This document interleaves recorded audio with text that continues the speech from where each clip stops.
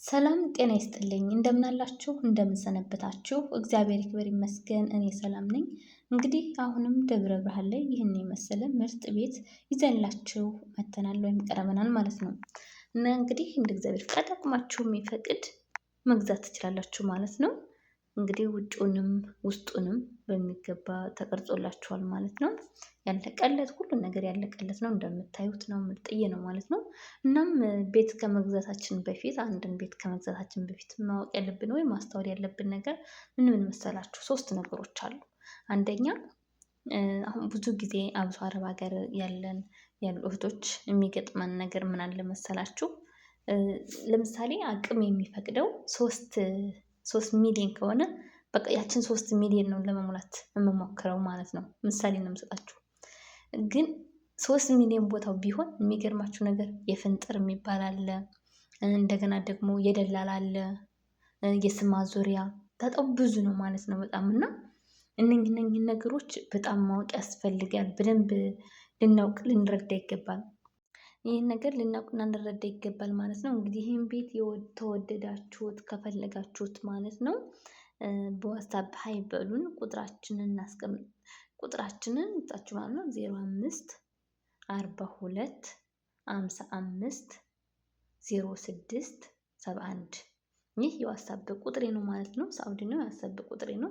ባለው ነገር ይሄንን ቤት ይሁን ሌላ ምንም አይነት ቤት ከፈለጋችሁ ለምሳሌ ቦታ አቅማችሁ የሚፈቅድ ቤት የ4 ሚሊዮን የሚሆን የ5 ሚሊዮን በቃ የ7 ሚሊዮን የሚሆን በቃ ልክ እንደየእንትኑ ማለት እንደየደረጃው ማለት እንደየአካባቢው ሁኔታ ብሩ ይጨምራልም ይቀንሳልም እና እንደየእንትናችሁ በሚገባ በተቻለን መጠን እናቅርብላችኋለን። ማነው ሸዋሮቢት የሚሆን የምትፈልጉት እንዲሁ ደግሞ ማወቅ ፈልጋችሁ ከሆነ ለምሳሌ ስለ አንዳንድ ነገሮች ግንዛቤዎች መውሰድ ፈልጋችሁ ከሆነ እንደዛ ባለው ነገር ላይ እናወራለን እንወያያለን እንመካከራለን እና ትንበሉ ግን በዋትስአፕ ነው ያለው ነገር እንትን የምንለው ማለት ነው። ኢሞ ቁጥርም አለ ከፈለጋችሁ ማለት ነው። ዋትስአፕ ኮሜንት ላይ ጻፉልን የምትፈልጉትን አይነት ነገር እንትን እንድንል ማለት ነው።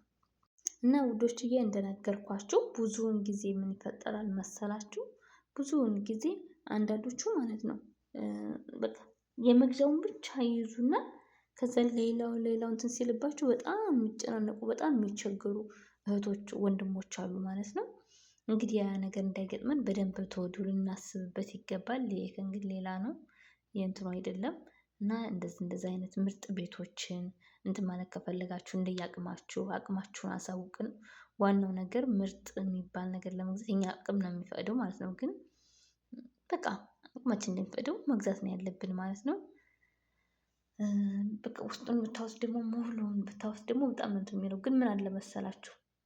ተከራዮች ብዙ ጊዜ ብዙም ደስ አይላቸውም ሲቀረጽ ምናምን እንደዚህ ማለት ነው። ምክንያቱም ብዙ ጊዜ ቤት እንዲዘረግ ምናምን ስለሚል ልጆች ሊኖሩ ስለሚችሉ ምናምን እንደዛ ብዙ ጊዜ ኪራይ እንትን ይላል ማለት ነው። እና በነገራችን ላይ ደግሞ ማለት ነው አሁን እንደዚህ ወደ የተለያየ እንትን ቦታ ለመግዛት አሁን ሸዋሮቢትም ይሁን ደብረ ሲናም ይሁን በእርግጥ የሚወስነው እንደነገርኳቸው አቅማችን ነው። እንደውም ደብረ ብርሃን እጅግ በጣም እንትን ነው። ለምን አሁን ለምሳሌ ደብረ ሲና አንድ ማለት አሁን በስመ ደብረ ሲና ቡላ ሜዳ የሚሆን ሾላ ሜዳ የሚሆን ማንኛውም ቀን ብትሉት ብታከራዩት ያን ያህል አይሆንም ክራው ማለት ነው። በቃ ያን ያህል አይሆንም በቃ ያናተ በጣም በብዙ ብር ገዝታችሁ ግን ያን ያህል አይሆንም። ግን ደብረ ብርሃን በእውነት ምርጥ የሚባል ነው ተመጣጣኝ ነው። እንደውነት እኔ በጣም ነው እንትን ያልኩት ማለት ነው የተመቸኝ ማለት እና ባለው ነገር ላይ ዞሮ እንወያያለን። ጥሩ ነው።